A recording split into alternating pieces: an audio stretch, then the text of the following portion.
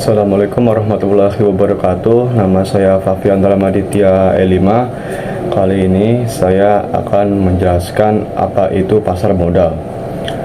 Jadi pasar modal itu adalah kegiatan yang berhubungan dengan penawaran umum dan perdagangan efek perusahaan publik yang berkaitan dengan efek yang diterbitkannya, serta lembaga dan profesi yang berkaitan dengan efek.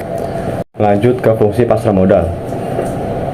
Yang pertama, ada pasar modal sebagai sarana penambah modal bagi usaha. Perusahaan dapat memperoleh dana dengan cara menjual saham ke pasar modal. Yang kedua, pasar modal sebagai sarana pemerataan pendapatan. Setelah jangka waktu tertentu, saham-saham yang telah dibeli akan memberikan dividen, bagian dari keuntungan perusahaan, kepada para pembelinya. Yang ketiga, ada pasar modal sebagai sarana peningkatan kapasitas produksi.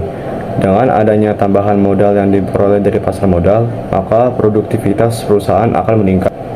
Yang keempat, pasar modal sebagai sarana penciptaan tenaga kerja. Keberadaan pasar modal dapat mendorong muncul dan berkembangnya industri lain yang berdampak pada terciptanya lapangan kerja baru. Yang kelima, pasar modal sebagai sarana peningkatan pendapatan negara. Setiap dividen yang dibagikan kepada para pemegang saham akan dikenakan pajak oleh pemerintah. Adanya tambahan pemasukan melalui pajak ini akan meningkatkan pendapatan negara.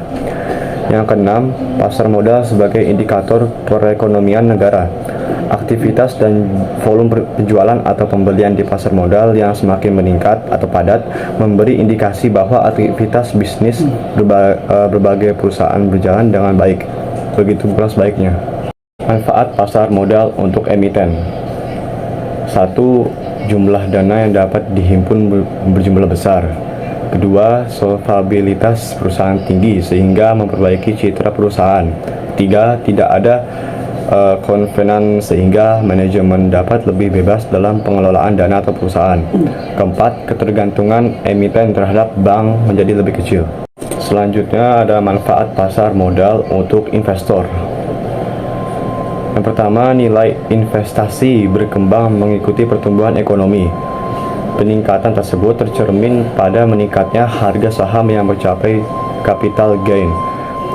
Kedua, memperoleh dividen bagi mereka yang memiliki atau memegang saham dan juga bunga yang mengambang bagi pemegang obligasi.